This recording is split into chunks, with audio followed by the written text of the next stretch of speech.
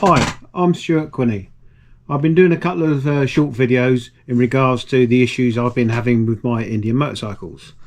So in the last video I did a brief outline of how I got into Indian motorcycles and my experience at the dealer when I first went there.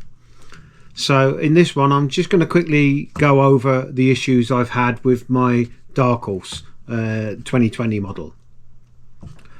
Now, when it first came in, beautiful bike, really pleased with it. Took a little while to get used to the size of it, but yeah, I did a couple of long trips on my own, got used to it.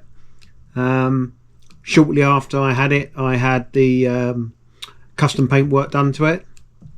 Everything was working fine. My wife and myself were able to do the travelling we wanted to do, and this was okay for first year and a bit. But then I started getting problems with ABS sensors, knock sensors and some other bits and pieces. But the two main issues I've had to deal with, which I don't feel I've had a satisfactory answer to, are now October 2021, after we came back from a long trip with other Indian riders, we discovered the back end didn't feel comfortable. It didn't feel right, so I took it into the dealer. Subsequently, the dealer told me the rear wheel bearing had gone and they needed to replace it.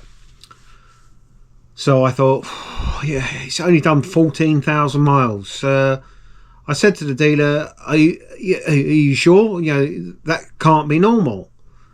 And he stressed to me that it was quite normal for the bearing to fail at 14,000 miles. So yeah, I wasn't too happy about that because it didn't sound right to me.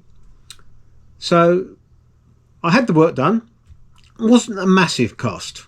So I thought about it, and then I came to the conclusion that, you know, if that is the case, I want them changed before they go. So I wrote to the dealer. Well, first off, I spoke to him. I said, any chance you can put that in writing, and then I'll have them changed every 12,000 miles. Wasn't happy. So then I wrote to him. I said, look, could you please put it in writing to justify me put it into its maintenance schedule of having them changed every 12,000 miles, because I don't want to be out on the bike and have another situation. Luckily this time I think it failed quite close to home, so it didn't really cause us any major issues that we know of. So of course they didn't want to put that in writing. So from that day onwards I started getting more problems with the sensors, etc. Then I had an issue of the main casing, paint peeling on the side of it. That was a bit of a concern. So I took it to the dealer, he reported to Indian, and Indian agreed to have the casing changed. That's the whole lower casing. So the bike went in, I think it was in for about 3-4 weeks, and they obviously changed it. When I got it back, I just felt the bike didn't feel as it did before. So April 22 I started reporting brake issues to them. So each time it went in they changed the pads. I then noticed the tyres weren't lasting as long as they should do. I was going through rear tyres around 4,500 miles. Brake pads, they were changing every time it went in, and I worked that out to be about 4,000 miles as well. Noticed it wasn't freewheeling, so I wrote to the dealership and told them the bike wasn't freewheeling and could they look at it. So it went in again, they changed brake pads. I then noticed on rides we were going on with other riders that are on Roadmasters, same as ours, we had a severe loss in fuel in comparison, and really we were down about 40 miles per tank in comparison to how we were before April. So we started monitoring that with other riders. We were sending the information to the dealer so he had some record and could see that we had an issue. At first he thought it was the change in fuel, so there was too much water in the new fuel. Then we had an ambient air temperature sensor go. Now we were booked to go to Spain on the bike, across the channel, through France. Hotels were booked, everything. And he said this ambient temperature sensor was the cause of the loss of fuel. So he ordered one. We waited. So I chased him and said, look, it's getting close. I think it was about 2 weeks from when we were due to go. Still no sensor had come in. So we cancelled our trip. So we rearranged the trip, went up through Wales, across to Manchester, down to Northampton, down to Canterbury, and back through Brighton, Poole, and back to Cornwall. And during that we visited all the Indian dealers en route.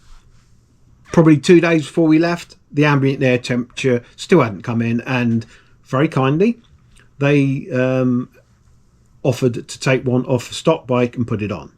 So they did that. So we went on this trip. No change in the fuel consumption, of which I again let them know and gave them a record of our fuel consumption, how much we were doing per tank, which again was about 40 miles lower than it should have been.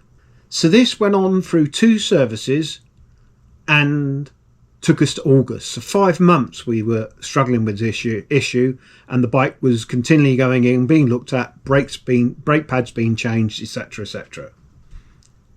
So I went to pick the bike up on a 25,000 service to be told your rear brake disc is blue. Now I said straight away, surely that has something to do with our fuel consumption and the issues, the freewheeling and what we've been having. Dealer wouldn't entertain it, wouldn't talk to me about it. So I took the bike away. I didn't have the disc done there and then because he was just informing it about it. So I took the bike away, and then over the next few weeks, we noticed the fuel consumption was back to normal. So I wrote to the dealer and just said, look, to be fair to you, the problem's sorted now of the fuel and the freewheeling. What did you do to repair it? To this day, he's not spoken to me about that. So I had to inform Polaris UK, and I asked them for a second opinion. So I wrote to Rider Connections, and they suggested I speak to UK Tech, and they gave me the detail and the email to contact them. I wrote to UK Tech, said, look, I need a second opinion. I've had these issues, the main one being over a 5-month period, and do you think the wheel bearing issue was linked? I also stated in there that the relationship with the dealer wasn't that brilliant, and I was just looking for a second opinion initially, and I didn't want them involved. So I emailed that to UK Tech, and within half an hour I had the dealer ringing me up on my mobile, calling me all sorts of names under the sun for me going to Indian. For which I said, look, I wrote to you, asked you to let me know what the issues were, what you felt, what you repaired, and you refused to answer me. At the end of the day, it's a garage. His job is to repair motorcycles and look after motorcycles. He's a main dealer. He's the only one that's ever looked after the motorcycle, so he knows the complete history. He knows that I ride all year round. He knows that I use it as a touring bike. I bought it for that reason. I bought it as a touring bike. So cut a long story short, from that, Polaris Britain UK, or yeah, they go under the 2 names, they decided to start sending me emails stating that I misused the bike, that it was all my fault, that I had this 5-month issue that they couldn't repair. They then said it was due to me riding all year round, that the bike wasn't designed for the roads in this country. Now, bearing in mind, I put my full faith into this dealer, a main dealer for this brand. First year, I got him to winter coat it, charged me 250 odd quid. Subsequently, I found he sprayed it with ACF 50. So the second year, I made sure it was ceramic coated, which was a 3-year process I had done on it. I cleaned the bike once a week. Now, according to the manual and the dealer, they advise you not to use a jet wash.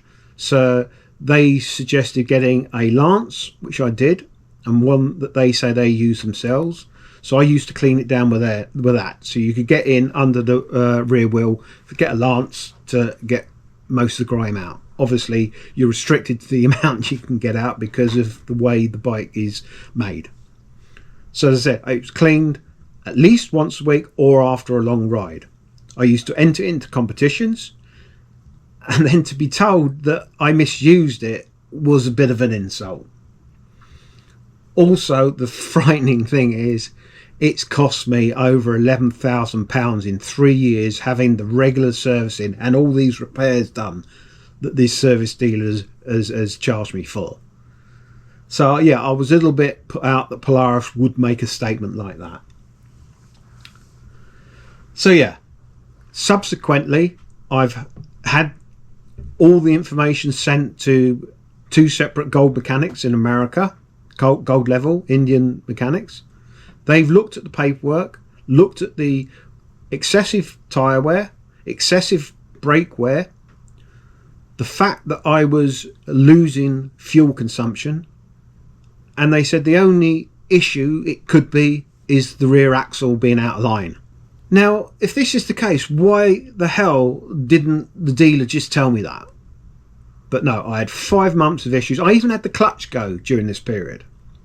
I then travelled to America, and I spoke to a mechanic that was on the design team of the engine for the Roadmaster, and he again confirmed to me the wheel bearing issue of 14,000 was absolutely ridiculous. They should be lasting 30 to 60. His was actually on 90,000 miles. Side note to that, my current bearing is currently on 26,000 and is working quite fine. He also stated to me that if the calipers hadn't been set correctly, or you had a misalignment in the axle, it could cause the bearing issue, but it also causes problems with your brakes. So that all ties down to the issues I've been having. So I had 5 months of issues, which I think cost me during that period around £5,000 to £6,000. Since that, I've had issues with the ABS sensors still. I tried to get another dealer to undertake the servicing, but he convinced me to stay where I was because it was local. The other dealer's 3.5 hours away. So I had a service, 30,000 miles service, December 23. Now on 30,000, the drive belt and pulley is to be changed. So I spoke to the dealer, said, look, I can't quite afford to have that on top, but I can do it probably in February. Will that affect the warranty or have any issue? No, that's fine. He pre-booked the work in to be done in February. Bearing in mind up to that point, every service sheet, I've never had a note that the bike has been misused. I've never had a letter, an email. I've never been verbally told that I've misused the motorcycle. So Christmas time 23, I was sitting there just thinking, look, I'm not happy that I haven't had an answer to obviously the bearing and the issue I had April to August 23. So I wrote to the dealer, said, I don't want to take legal action against you, but I will consider it. I need to know what went on. Why has it cost me all this money? and the amount of sensors I'm going through, once the warranty's finished, what's going to happen then? I mean, I have an ABS going. Does that then start its warranty from when that ABS goes in? No, it doesn't. So I was concerned as to the amount of breakdowns, the amount of times the engine light was coming on. In fact, I had the engine light on just about every 2 to 4 weeks. There was some sort of issue with the sensor on that bike.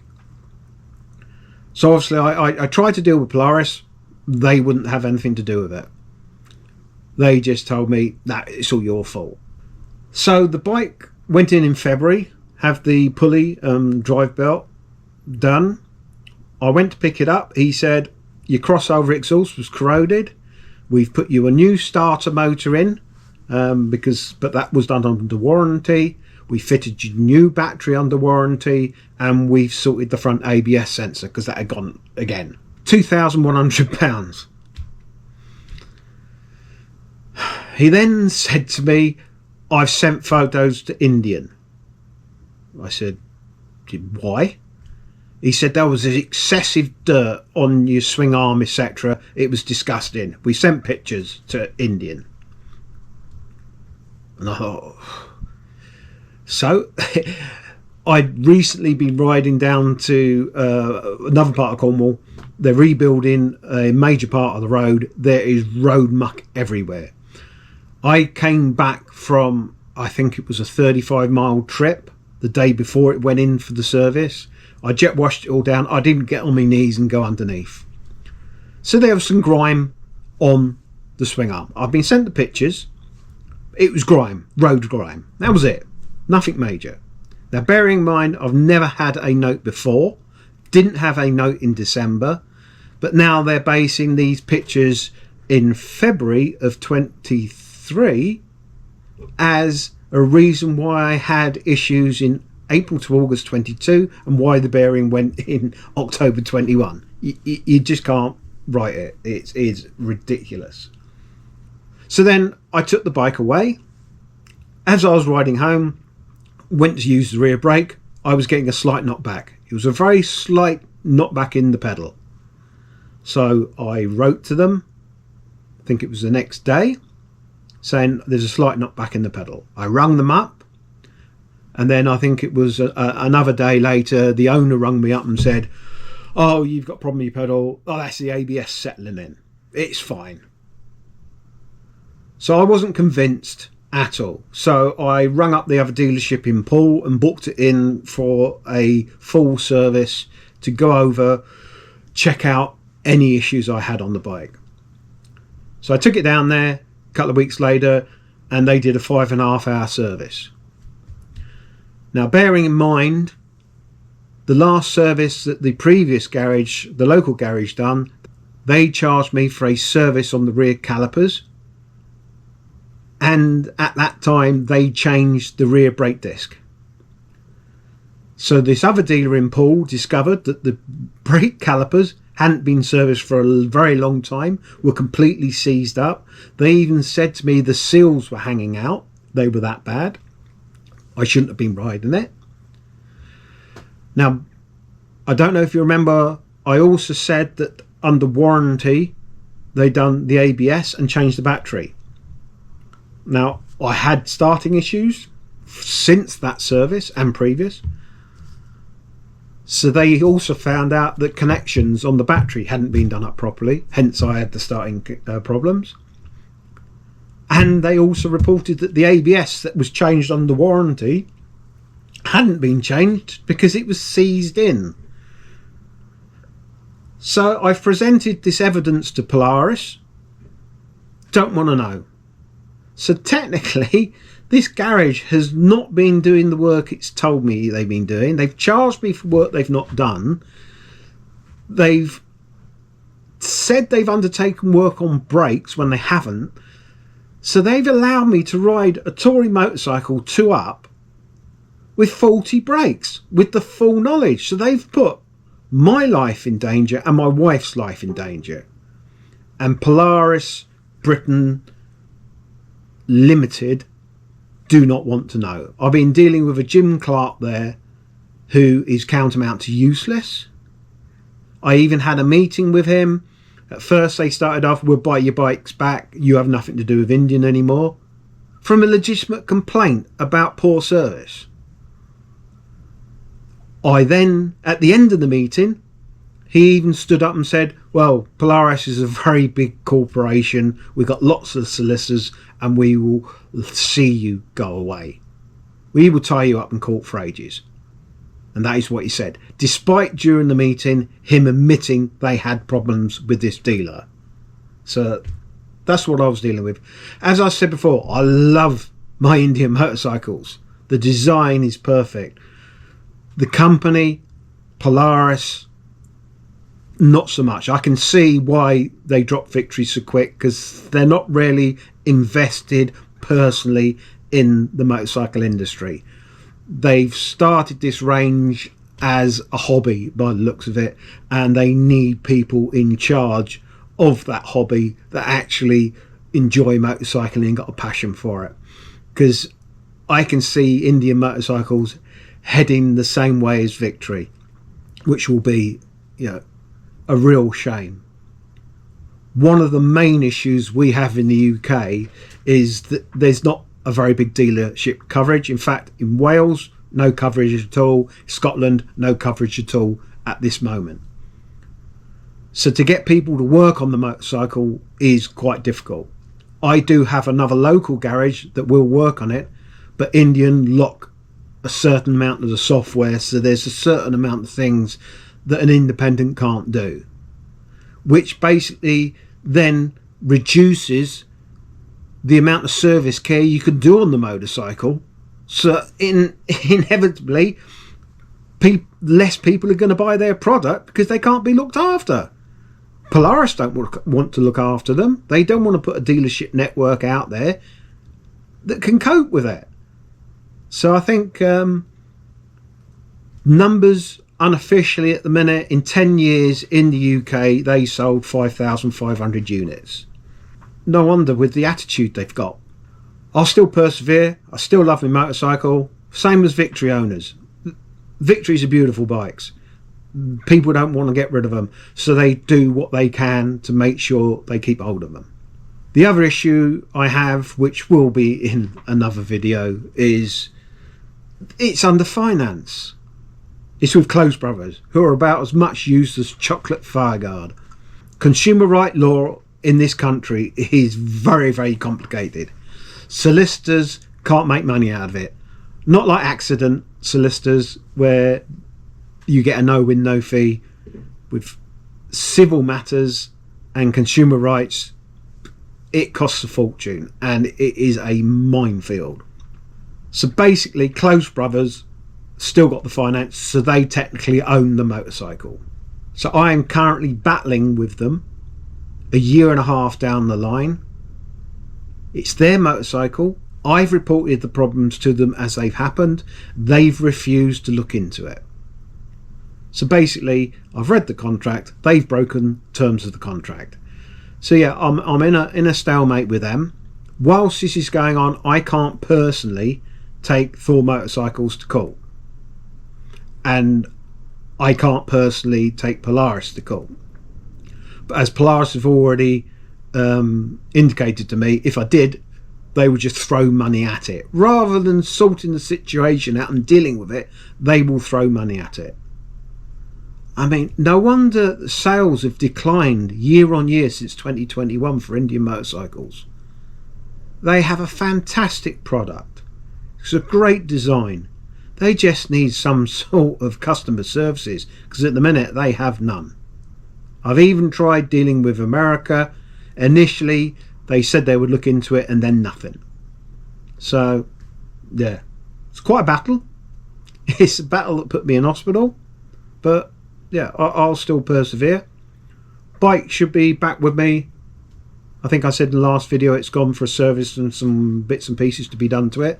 Didn't have as much done this time round as expected, but I'll update you on a separate video as to what's being done to the bike and the future changes I want to do to it, and hopefully I can get this situation sorted. But I'm afraid Polaris are not being very helpful at the moment. And considering they nearly got struck off last year because they didn't get their accounts in on time, and they're already 2 months behind this year, because if they get struck off this year, they can't come back from it. They'll be closed. So yeah, there is some concern there.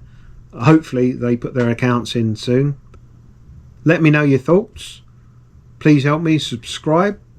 It would really be nice to get some more thoughts and comments on this subject. Yeah, it's not very good, and it has dragged me down quite a lot just because a main dealer chooses not to give customer service. Yeah. Cheers.